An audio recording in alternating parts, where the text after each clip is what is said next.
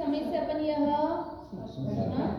यह पढ़ते और सुनते आ रहे हैं, लेकिन क्या हमने भगवान के बराबर, भगवान के तुल्य आज तक हमने अपने गुरु माना है? हमने किसको बड़ा माना है आज तक? अरे दोहे के अंदर भी पूर्व संतों ने बता दिया है कि गुरु गोविंद दोनों खड़े। लोग कंफ्यूज हो रहे हैं कि किसको पहले, सबसे पहले प्रणाम करना है, नतमस्तक होना है। और उस वक्त बताया है कि गुरु, क्योंकि गुरु गोविंद भी बताते हैं, गुरु धर्म भी बताते हैं, भगवान की पहचान करवाते हैं। इसलिए अगर सबसे सर्वमान्य है तो हमारे लिए क्या है? गुरु ही है। आज गुरु की भक्ति अपने दिल में इतनी है, जितने एक एक घंटा हम मंदिर में बैठते हैं, भगवान की अष्ट प्रकार की पूजा करेंगे, और भी कुछ सेवा भक्ति होगी तो वो कर देंगे, लेकिन आज तक हमें लगा है कि जितनी परमात्मा की हम भक्ति कर रहे हैं, उतनी उसमें से 1% में हम किसी गुरु भगवान की भक्ति करने जाते हैं। फुर्सत है अपने को? गुरु के पास में कितने समय के लिए जाते हैं अपन? प्रवचन, प्रतिक्रमण, जैसे प्रतिक्रमण पूर्ण हुआ कि वह अपना बेटा बैग में गया, बैग से खंडे पे डाला बैग, और 9-2 कितना है? कहाँ है त्रिकाल दर्शन का? केवल दर्शन ही नहीं करना, आप लोग हमारे से जो हो जाते हैं, सुबह आते हैं मंदिर, सब आ जाते हैं, उसके बाद में प्रवचन में आते हैं, दूसरी बार हो जाते हैं और तीसरी बार शाम में हो जाते हैं। अरे केवल दर्शन करने से ही कर्म की निर्जरा नहीं हो जाएगी। बताया है, संत दर्शन के नाम बताए हैं, ये नहीं कि नहीं बताए हैं। अरे संत दर्शन करने से तो एक त्रियज प्राणी भी वह उच्च गति को, ऊर्ध्व गति को प्राप्त कर जाता है। इलायची कुमार, जैसे इलायची कुमार को संत के दर्शन करने से केवल ज्ञान की प्राप्ति हो गई है। मना नहीं कह रहे कि संत दर्शन से लाभ नहीं है, लेकिन उनकी सेवा भक्ति हमें कैसे करना? कोई उपासना में असुविधा हो, गुरु भगवान से पूछ कर जाना कि ऐसे वैसे कोई काम काज हो तो बताना, बस ऐसे नहीं। मां सखी आपको किसी भी तरीके से आपका समर्पण भाव देखकर ही गुरु भगवान बताएंगे, उसके पहले नहीं बताएंगे। ऐसे तो 70-60 लोग आकर बोल कर जाते हैं कि मां सखी कोई सेवा कार्य करवाना, लेकिन गुरु भगवान भी व्यक्ति को देखकर, उसकी पहचान करके ही उसे कोई भी सेवा कार्य फरमाएंगे, उसके पहले आपको नहीं फरमाएंगे। ऐसा लगे मां सखी पूछने गए और मां सखी ने कुछ बता दिया तो अरे अपने अहोभाग्य सुलसा श्राविका के यहाँ पर मुनि भगवंत आए लक्षपात तेल की इच्छा के लिए। घर पे पड़ा था, और लक्षपात तेल कोई साधारण तेल नहीं है, बहुत ही कीमती, रत्नों की तरह वह भी कीमती तेल होता है। और ऐसे लक्षपात तेल के सुलसा श्राविका के घर पर 3 शीशे पड़े थे। सुलसा को मालूम नहीं था कि यह मुनि भगवंत मेरी परीक्षा करने के लिए आए हैं। मुनि भगवंत वहां घर पर गोचरी के लिए आए, और उस वक्त गोचरी के लिए आए यानी कि उनके घर पे धर्मलाभ दिया। तो आप क्या समझते हैं, हमारे सब्जी को गोचरी की खप है ना, दूसरी खप नहीं हो सकती ना। कई जगह गोचरी के लिए जाते हैं, हमारे सब्जी अभी तो घर पे गोचरी नहीं बनी है। क्या रोटी सब्जी ही गोचरी में आती है? दूसरी भी खप हो सकती है गुरु भगवंत को। अरे खाली हाथ तो अपने घर से गुरु भगवंत जाना ही नहीं चाहिए। अरे कुछ नहीं तो 2 शक्कर के बूंद, 2 शक्कर के टुकड़े ही ले लेंगे, मिश्री के या खाकरा या नमकीन कुछ भी हो, घी जैसा घी भी अगर पड़ा हो तो घर पर आप हो रहा सकते, लेकिन घर पे से खाली पात्र गुरु भगवंत के नहीं जाना चाहिए। कई लोग तो शर्मा सर्दी में अंदर बुला लेते हैं, इतने में तो आई जाते हमारे सब्जी, कुछ बोलने चाहिए में तो और फिर बोलते हमारे सब्जी करके तो कोशिश नहीं हुई है, तैयार नहीं है, अभी तो बनना बाकी है। अरे फिर हमको कई जगह बोलना पड़ता है कि कम से कम हम 2 माले या 4 माले चढ़कर गए हैं, इतनी दूर घर पर गए हैं, अब वो खाली हाथ वहां से आए। इससे अच्छा हमें लगता है कि बेचारे को मालूम नहीं है, इसलिए हम उसको थोड़ा भी लाभान्वित कर दें। तो हमको आगे से बोलना पड़ता है कि आपके घर पे घी तो है या नहीं है, शक्कर है तो बोले वो दे दो, हमको वो भी चलेगा, भले हमको खप हो या नहीं हो, लेकिन उस सामने वाले व्यक्ति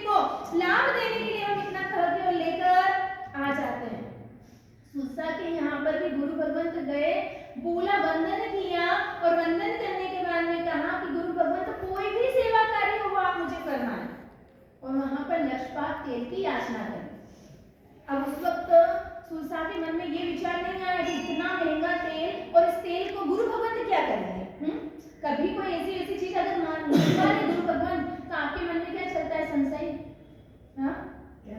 हाँ, इस चीज का क्या करेंगे, इनको क्या काम का है, ये चीज तो हमारे संसार है या गृहस्थियों को काम की चीज है, तो हमें इससे क्या लेना देना। लेकिन यहाँ पर विचार नहीं आया।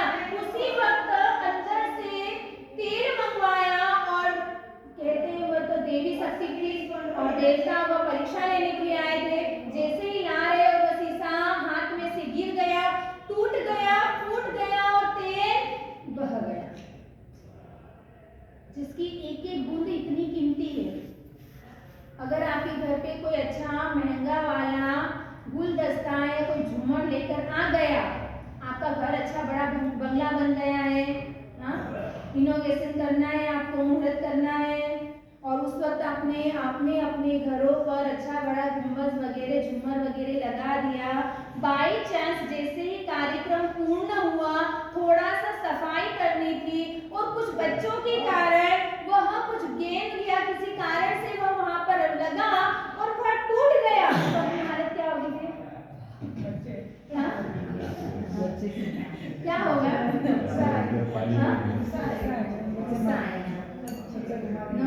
फूट गई, नुकसान हो गया, तो उसको इतना भी धमका देंगे कि तेरे पगार में से उसको कट कर दिया जाएगा। बच्चे के हाथ से अगर टूट गया, कुछ नुकसान हो गया, बच्चा डरेगा जरूर और उसको दो चार झापड़ भी लगा देंगे और कहेंगे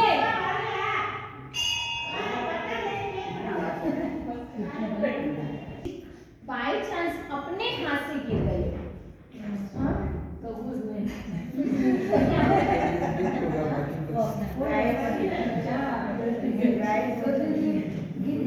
गलती से गिर गया। अब आप किसको डांटने बैठेंगे? आप अपने मन को समझाएंगे उस वक्त। आप अपने मन को समझाते हुए कहेंगे कुछ नहीं, या आज नहीं तो साल भर बाद टूटनी ही थी, पहले टूट गई, अरे घर तो नहीं चला गया, व्यक्ति तो नहीं चला गया, वस्तु ही गई है। उस वक्त हम अपने मन को ऐसे मना लेते हैं। यहाँ पर जैसे ही दासी के द्वारा मंगवाया गया तेल, वहां पर शीशा गिर गया, तेल ढूल गया, लेकिन सुलसा के मन में, सुलसा के दिल में अंश मात्र भी वह भाव नहीं आया और कहने लगी कोई बात नहीं, ढूला सो ढूला, दूसरा शीशा लेकर आ जा। क्या कहा? दूसरा शीशा लेने के लिए गई। अपन जैसी कीमती चीजें कहाँ रखते हैं?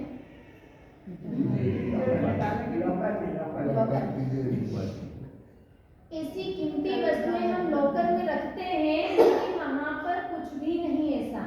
सारी चीजें, क्योंकि हमें उस व्यक्ति पर विश्वास है और सामने वाले व्यक्ति को भी अपने ऊपर विश्वास है। आज के समय में आपको ना आपके परिवार वालों पर विश्वास है, ना परिवार वालों को आपके ऊपर विश्वास है। इसीलिए तो सबके खाते भी अलग अलग चलते हैं आजकल। चलते हैं नहीं? पहले जो भी कुछ, घर वालों को नहीं दिखाएंगे तो चलेगा, लेकिन गवर्नमेंट तो सभी देख लिया ना, सही है ना? पहले सब कुछ खुला खाता होता था, आजकल बेटी का अलग चल रहा, बेटे का अलग चल रहा, पत्नी का अलग चल रहा है, भाई साहब के अलग चल रहे हैं, किसके कहाँ कहाँ क्या क्या नहीं। लोग लूट लेंगे तो चलेगा, लेकिन घर वालों को हम लूटने नहीं देंगे, वैसी हमारी मान्यता है। यहाँ पर सुलसा ने जैसे ही कहा कि दूसरा लक्षपात तेल का शीशा लेकर आ जाओ, जैसे ही वह लेकर आ रही है और वह भी शीशा, अब क्या होगा? अपना पारा बढ़ेगा स्वाभाविक है, कहना सरल है लेकिन करके दिखाना बड़ा कठिन होता है। स्वाभाविक है, अपने को गुस्सा आ ही जाएगा। लेकिन देखो, सुलसा का नाम परमात्मा महावीर कहते थे तो कोई ऐसे नहीं कह रहे थे।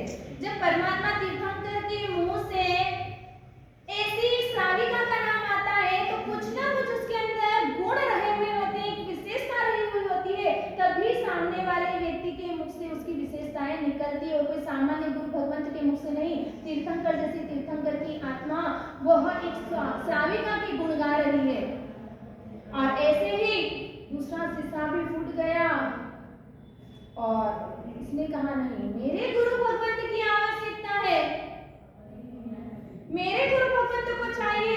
मैं इमीडिएट तीसरा शीशा निकलवाया और वह भी लेकर आ रही और वहां पर वह भी टूट गया। जैसे ही तीनों शीशों का तेल बह गया, सुलसा को आंखों में आंसू आ गए, तो प्रायश्चित होने लगा, दिल में डर होने लगा, दुख होने लगा। किस चीज का? तेल सारा बह गया उसका, या गुरु भगवंत को वह चीज काम नहीं आई। किस चीज का दुख था? मेरे गुरु भगवंत को वह चीज काम न लगी, मैं उन्हें वह चीज बोहरा नहीं सकी, मुझे लाभ नहीं मिल पाया। गुरु भगवंत को भी आवश्यकता होगी, वो आवश्यकता की पूर्ति में नहीं कर पाई। उस चीज का उसे दिल में ठेस लग रहा है, दुख पहुंच रहा है।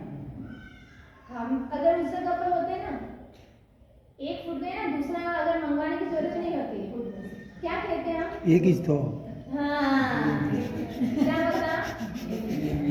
एक लेने के लिए चलो मन मारकर, चलो महंगी चीज है, कीमती चीज है, गुरु भगवंत की आवश्यकता है, गुरु भगवंत को जरूरत है, हम नहीं देंगे श्रावक श्राविका तो कौन देने जाएगा? यह कोई घर लेकर नहीं बैठे हैं, हम ही इनकी आवश्यकता को पूर्ण करेंगे। जरूरत है, चलो मेरे पास पड़ा है, मैं लाकर दे दूंगा, लेकिन अगर एक टूट जाए तो दूसरे की भावना अपनी नहीं होती है। क्या करेंगे? हमारा सब्जी क्या करूं? हमारे सामने बहुत खेत व्यक्त करेंगे ना, और भावना तो बहुत ही एक ही था और यहाँ पर मिलता भी नहीं है, सबसे बड़ी प्रॉब्लम। नहीं तो मैं मार्केट से ला करके आपको दूसरा बोरा देता। अब क्या करूं? एक ही था मेरे घर पे, वो भी मेरे काम से मंगवाया था, पर आपकी आवश्यकता थी तो वो मैंने सोचा कि आपको पहले बोरा दे। हमारे संसारी काम तो चलते रहते हैं, आए दिन काम पड़ते रहते, कभी भी मंगवा लेंगे। हमारे सामने भी फिर क्या करते हैं? सोच रहे हैं हमारे साथ हमारी सारी पोल कर लेकिन हमारी विचारधारा आज के समय में इतनी भी बची है। लेकिन जैसे ही उसे दिल पर ठेस लग रही है, उसे लग रहा है मेरे गुरु भगवंत को वह चीज काम नहीं आ रही है, मेरा जीना धिक्कार है, बहुत प्रायश्चित करने लग गई। जैसे ही प्रायश्चित करते हुए देख रही है, अब अपने को मालूम नहीं, किसी के मन की बात अपन नहीं जान सकते हैं। हाँ, अपने को कोई अवधि ज्ञान है नहीं, कि कोई मन परे ज्ञान है नहीं कि जिसके मनों की भावना हम जान सके। लेकिन वह गुरु भगवंत तो देवता थे और देवलोक के देवता सबके भावों को वह जान सकते हैं। मन के भावों को जाना और उसी वक्त मुनि रूप में जो आए थे, अपना असली रूप प्रकट किया। सुलसा भी आश्चर्यचकित हो गए और उस वक्त कहा कि हे सुलसा, हम तो तेरी परीक्षा करने के लिए आए थे। देवलोक के अंदर इंद्र महाराजा आपके यहाँ पर प्रशंसा कर रहे हैं। हमें लगा कि एक मानव इतना दृढ़ श्रद्धावान नहीं हो सकता है और इसीलिए हम आपकी परीक्षा करने के लिए आए थे। यह लक्ष्यपात तेल के जो शीशे हैं वह ऐसे के ऐसे अखंड है। हमारे अंदर भी ऐसी श्रद्धा होनी चाहिए, नहीं तो पड़ोस में परीक्षा करने के लिए नहीं आएगा। हाँ? उसके अंदर इतनी दृढ़ श्रद्धा थी और दृढ़ श्रद्धा के कारण देवलोक के देवताओं को भी नीचे आना पड़ा। ऐसे कोई किसी कारण से देवता नहीं आते हैं, लेकिन ऐसे विशेष कार्य के कारण ही देवलोक के देवता इस जमीन पर, इस धरती पर आते हैं, मनुष्य लोक के अंदर जहां पर मानव रहते हैं। तो ऐसी दृढ़ श्रद्धा हमें भी अपने गुरु भगवंत के प्रति होनी चाहिए। लेकिन मेरे गुरु होना कैसे चाहिए? सुदेव, सुगुरु और सुधर्म। सुदेव नहीं कि जो खुद डूबे। कहते हैं एक लकड़ी की नाव हो और एक लोहे की नाव। लोहे की नाव में वह नाव भी डूबेगी और उस नाव में बैठने वाला व्यक्ति भी डूब जाएगा, न तिरेगा और न तिराएगा। लेकिन लकड़ी की नाव के अंदर अगर कोई व्यक्ति बैठ गया तो वह लकड़ी की नाव भी तैरती रहेगी और हमें भी तिरा देगी। तो हमारे सुगुरु जो होते हैं वह लकड़ी की नाव की तरह होते हैं। की तरह हमें तिराने का कार्य करते हैं। मेरे परमात्मा को, गुरु को इस भव सागर से तिराने वाले जहाज की एक उपमा दी गई है।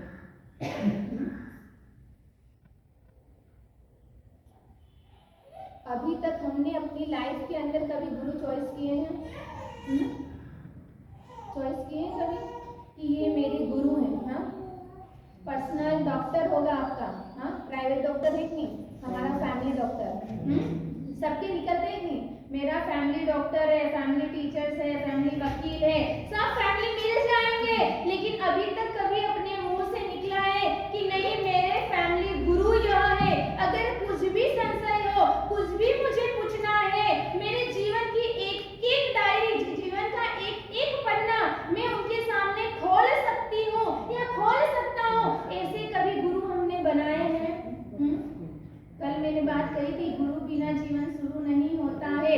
अभी तक अपना जीवन शुरू नहीं हुआ है अगर आपने गुरु नहीं बनाया है तो। रावण का भी कल दृष्टांत दिया था कि सब कुछ था रावण के पास, परमात्मा की भक्ति भी करते थे। याद रखना, परमात्मा आपको हर जगह मिल जाएंगे। परमात्मा आपको देवलोक में भी मिल जाएंगे, हर जगह परमात्मा मिल जाएंगे, लेकिन गुरु मिलना बड़ा ही दुर्लभ है। गुरु आपको हर जगह मिल सकते हैं, तो भी चाहना किसकी रहती हमें? कहीं आप यहाँ से बाहर गए हैं, बैंगलोर छोड़ के आप कहीं दूसरी जगह गए हैं, अब आपकी इच्छा क्या होती है कि आजू बाजू में कोई अच्छा बड़ा तीर्थ है, कोई मंदिर है, तो वहाँ की दर्शन करके आ जाए, या कभी चाहना होती है कि अपन जहाँ जा रहे हैं वहाँ गुरु भगवंत अगर अपने को मिल जाए तो उनके दर्शन और वंदन का हमें लाभ मिल जाए। कौन सी भावना होती है? मंदिर की या मेरे? मंदिर की होती है ना? क्यों? अरे परमात्मा के मंदिर में, मंदिर के अंदर जो परमात्मा विराजमान है वह कुछ बोलने वाले हैं नहीं, हाँ, कुछ बोलेंगे? इसलिए मंदिर में सब चले जाते हैं। सुनने वाले कोई सुनने वाला है नहीं। हमारा बोलना और भगवान का सुनना, वो बस वही तो, परमात्मा बोलने वाले हैं नहीं, हमें जो करना है हम करके आ सकते हैं, लेकिन गुरु भगवंत के पास गए तो क्या होगा?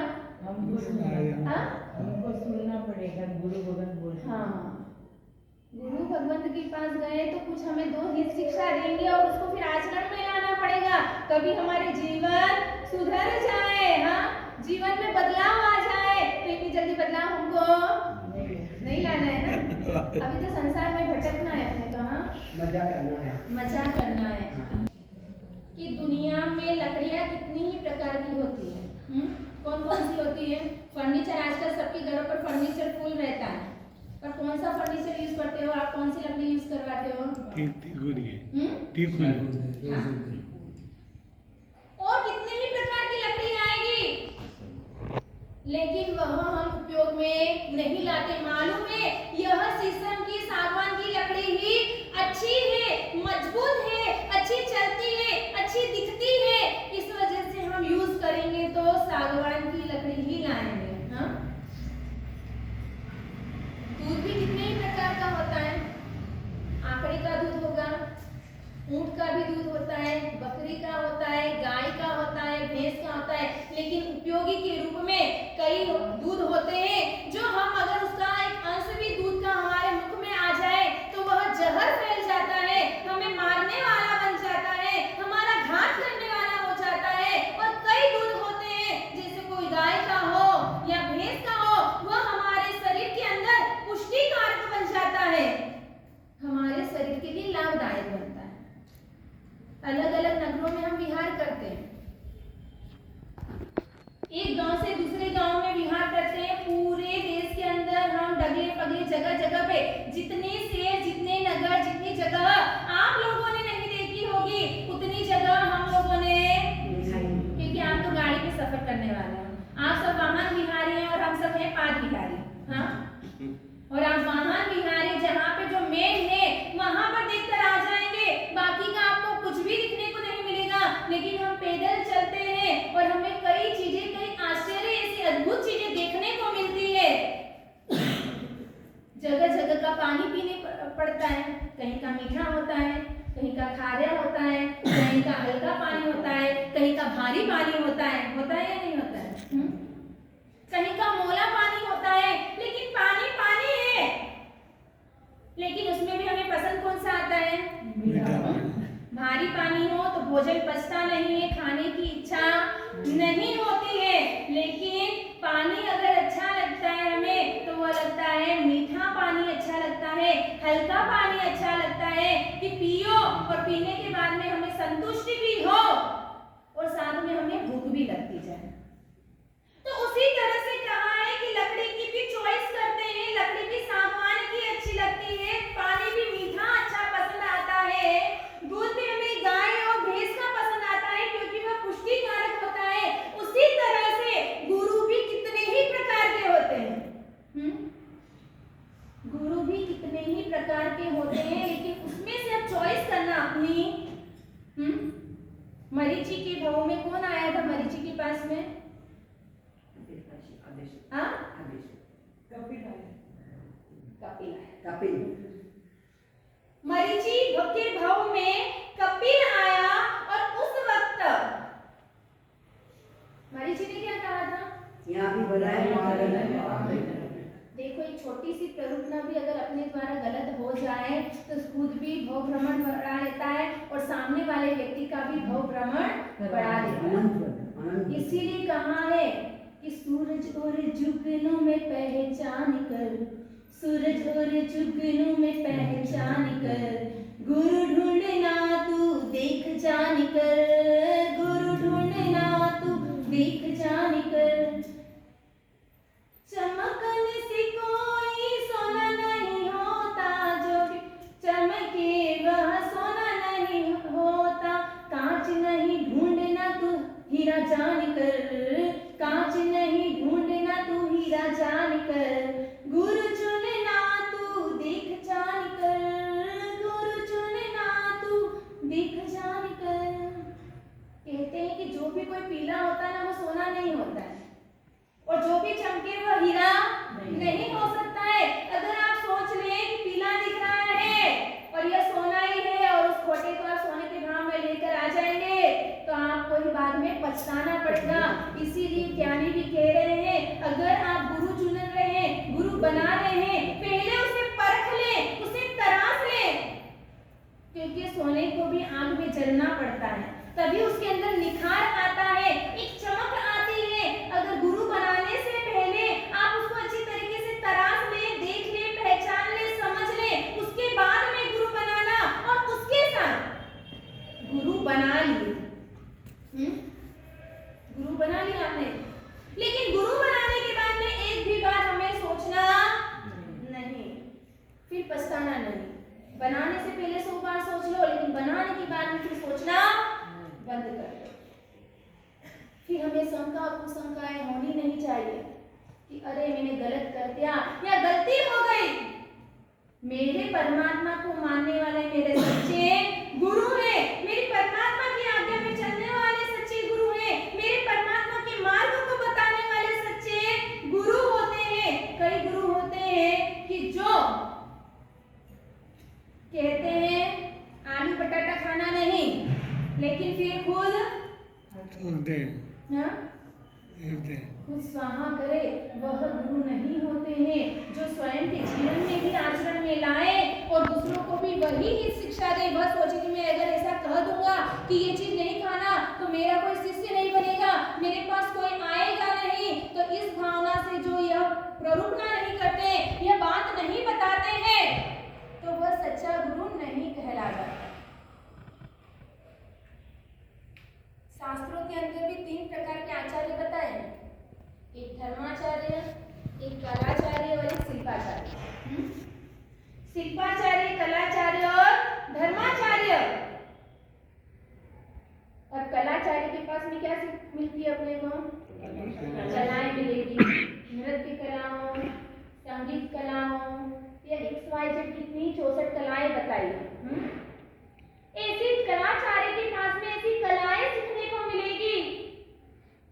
शिल्पाचार्य के अंदर कोई नव निर्माण करने की स्थिति हमें मिलेगी कि आपको बर्तन बनाना या कुछ भी XYZ ऐसी जो कई चीजों का निर्माण करते हैं, मकान बनाना, ये बनाना, वो बनाना,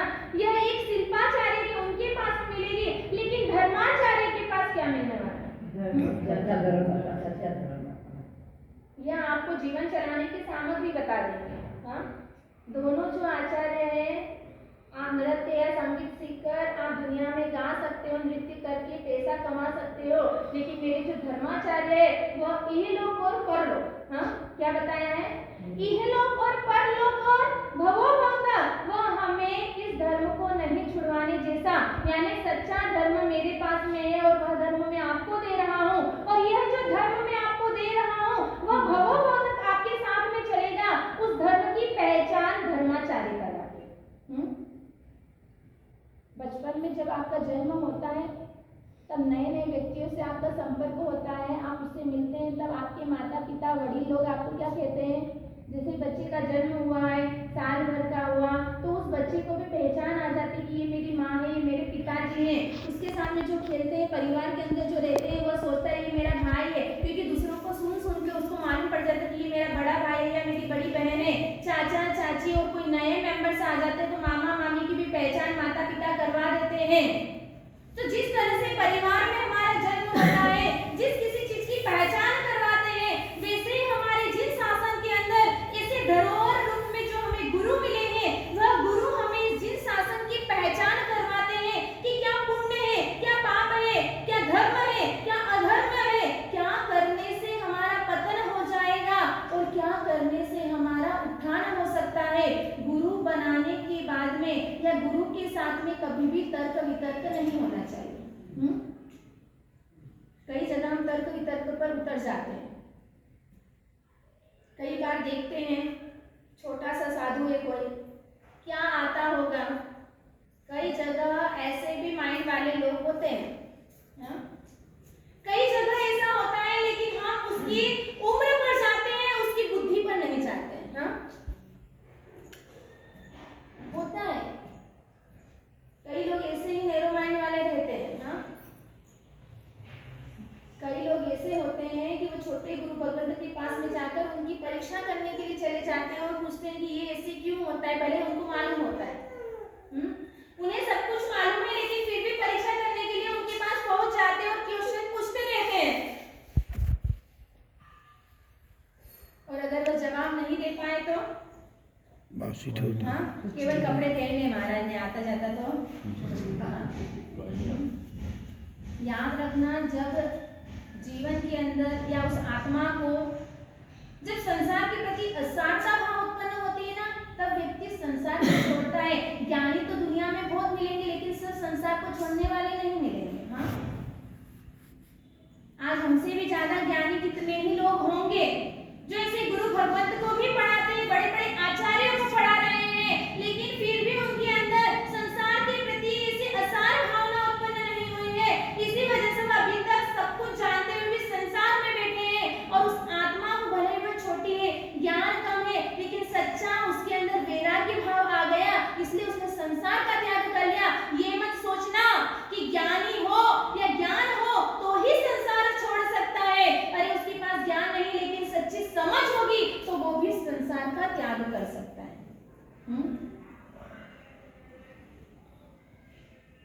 एक बार एक साध्वी जी भगवंत का बड़ा समुदाय था, छोटी छोटी सी साध्वियां ही बैठी हुई थी, स्वाध्याय कर रहे थे। एक छोटी सी साध्वी के पास एक भाई पहुंच गए, उन्हें कहा महाराज जी मांगलिक सुना दो, और बड़े बड़े ग्रुप होते हैं उसमें छोटी साथियों उनको मांगलिक सुनाने का अवसर थोड़ा कम मिलता है। भाई साहब को मांगलिक सुनाई, छोटी सी मांगलिक सुनाई। भाई साहब उस दिन तो चले गए, दूसरे दिन आए, वापस उन्हीं के पास गए, वापस वहां मांगलिक सुना, साधु जी भगवंत ने मांगलिक सुना दी। फिर कहने लगे भाषा ने थोड़ी बड़ी मांगलिक सुनाओ। क्या कहा? थोड़ी बड़ी मांगलिक सुनाओ। हाँ, अच्छी बात है। दूसरे दिन आए तो थोड़ी सी बड़ी मांगलिक सुना दी, एक दो मंत्र एक्स्ट्रा बोल दिए। हाँ, चौथे दिन आया, बोले भाषा जी थोड़ी बड़ी सुनाओ कि मेरा बड़ा काम करना है, थोड़ी अच्छी और ऐसी जबरदस्त सुनाओ कि मेरा सारा कार्य हो जाए। अब वो 3-3 दिन से वो आदमी आ रहा, चौथे दिन आकर भी यह कहा उस छोटी सी साध्वी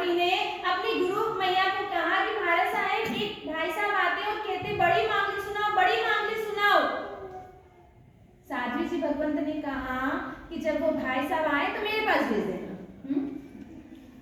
जब वो भाई साहब आए मेरे पास भेज देना। और एकाएक 5वें दिन वो भाई साहब आए,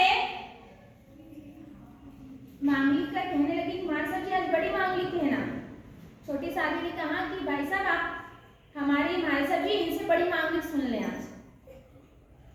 तुरंत तो बड़ी गुरु मैया के पास साधी जी ले गई। वह तो वहां से रवाना हो गई, लेकिन अब वह हाथ जोड़कर खड़े हैं। अब साध्वी जी भगवंत मांगलिक सुना रहे हैं, नवकार सुनाया, उस सुनाया, शांति सुनाई, और भी कौन कौन से सूत्र थे वह सारे सूत्र बोलने लगे, मंत्र बोलने लगे। वह भाई साहब हिलने डुलने लगे, थक गए, पेट थरथराने लग गए। वह सोचने लगे और कहने लगे महाराज साहब जी अब वो कितनी मांगलिक बाकी है। साध्वी जी भगवंत ने कहा अभी तो ये सैंपल है, तो बहुत बड़ी मांगलिक बाकी है। हाँ मांगलिक सुननी है आपको, तो अभी तो बहुत बड़ी मांगलिक बाकी है, अभी तो कुछ ही मंत्र बोले हैं। थोड़ी देर और हुई तो उसने थोड़ी देर और सुना, लेकिन अब उससे रहा नहीं जा रहा। वो कहने लगा महाराज साहब जी बस रहने दो, मेरा काम बाकी है, मेरे कोई कस्टमर आने वाले हैं, मेरे 50 लाख का सौदा होने वाला है, मुझे जाना है, अर्जेंट है, मैं जा रहा हूँ महाराज साहब। महाराज साहब जी ने रोका, अरे रुको, अधूरी मांगलिक सुनोगे तो अधूरा ही काम आपका। हाँ?